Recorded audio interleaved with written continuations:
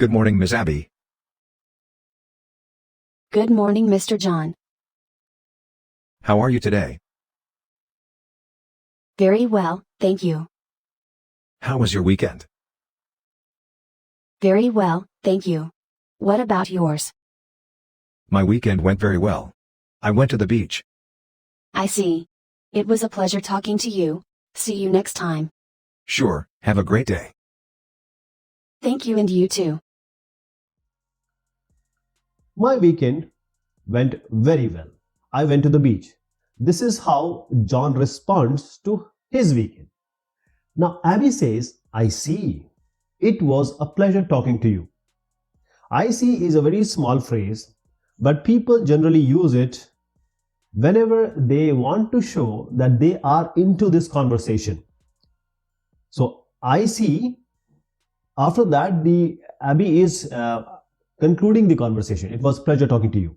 So, I see is generally used to show that you are paying attention to what John is saying or someone other is saying, and then you are also paying attention and understanding it.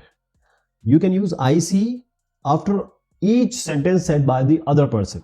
I see, that is, I understand, I am attending. Then Abby says it was a pleasure talking to you. Pleasure talking to you is a very friendly, very good, very polite and humble way to close and wrap up the conversation. That is, you just don't say, okay, see you, bye. You don't say that. You say, it was a pleasure talking to you. That is, you need the other person to know that I was pleased to talk to you. The other way is to say, it was a pleasure talking to you. That is, it was a pleasure speaking with you. Please remember, in American English, we use with. In British English, we use to. It was a pleasure speaking to you in British English.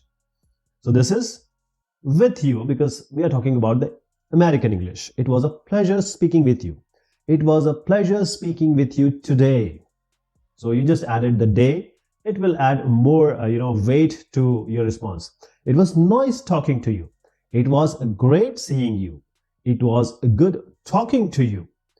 When you meet someone who is senior to you or you have all the respect for the other person, you may say, it was an honor to speak with you. Honors to speak to you.